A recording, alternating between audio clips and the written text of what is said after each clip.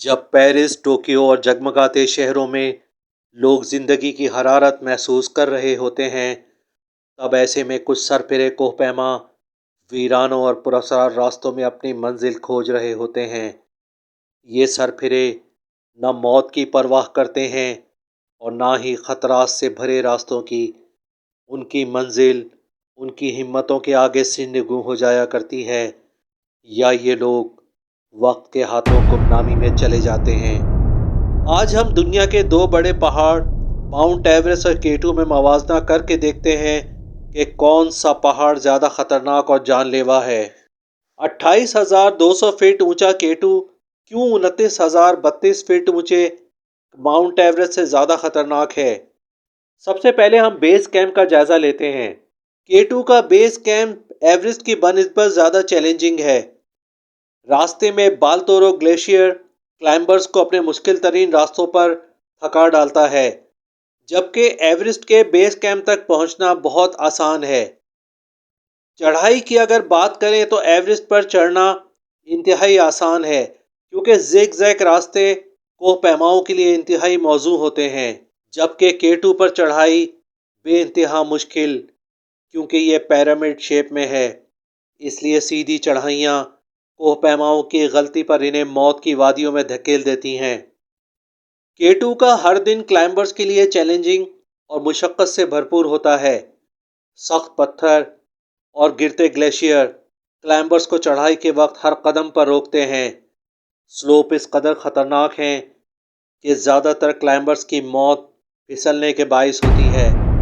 Everest के root पर दो टाउन भी मौजूद हैं, जो क्लाइंबर्स की किसी भी इमरजेंसी की सूरत में उम्मीद बन जाते हैं, जबकि केटू मुकम्मल तौर पर वीरानों और ख़तरनाक घाटियों से पुर है, जहां क्लाइंबर्स अगर किसी भी मुश्किल सूरत हाल में फंस जाते हैं तो कई दिन गुजरने के बाद भी उन तक मदद पहुंचने की उम्मीद नहीं होती। जबकि माउंट एवरेस्ट में किसी भी इमरजेंसी की सूरत में एक दिन में मदद पहुंच जाती है। एवरेस्ट पर पेड गाइड्स क्लाइंबर्स को इजी रूट से लेकर जाते हैं, जो क्लाइंबर्स के लिए आसान तरीन होता है।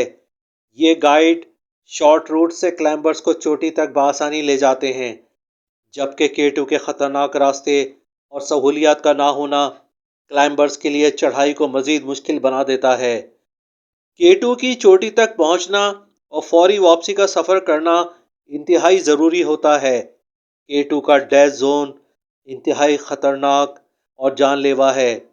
ऑक्सीजन की कमी, शदीद तूफ़ान, धुंध और तेज़ हवाएं कोहपैमाओं के पैर उखाड़ देती हैं। क्लाइंबर्स का तजर्बेकार होना भी बेहद ज़रूरी होता है, वरना कोहपैमाओं का जिंदा बच जाना मौजे से कम नहीं।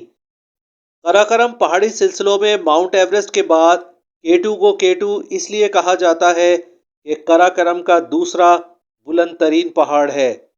माउंट एवरेस्ट की चोटी 2024 तक 6,000 कोहपैमाओं ने सर की है, जबकि केटू को सिर्फ 400 कोहपैमा सर कर सके हैं। एवरेस्ट का डेथ रेट 2%, जबकि केटू का डेथ रेट 23% है। वजह केटू का मिनटों में बदलने वाला खौफनाक तरीन मौसम है, जो इस शिद्दत से शुरू होता है कि कोहपैमाओं को संभलने का मौका तक नहीं देता। केटू के बारे में मशहूर है कि जो भी खातून कोहपैमा केटू को सर करने पहुंची अक्सर मारी गईं, और जो बच गईं वो चंद माह जिंदा रहकर मौत की आगोश में जा पहुंची। जेंटल मॉडरेट वाहिद कोहपैमा है जो केटू को फतह करके कामयाबी से लौटी, और इसकी मौत 6 साल के बाद हुई। कई मिलियन सालों से ज़मीन पर यह पुरअसरार पहाड़ी सिलसिले अपनी दामन में अनगिनत दास्तानें और कहानियाँ छुपाए खड़े हैं। कोई नहीं जानता कि कितने गुमनाम लोग इन बर्फानी सिलसिलों में सदियों से दफन होते चले आए हैं, और न जाने कितनी दास्तानें हैं जो नामुकम्मल रह गई हैं।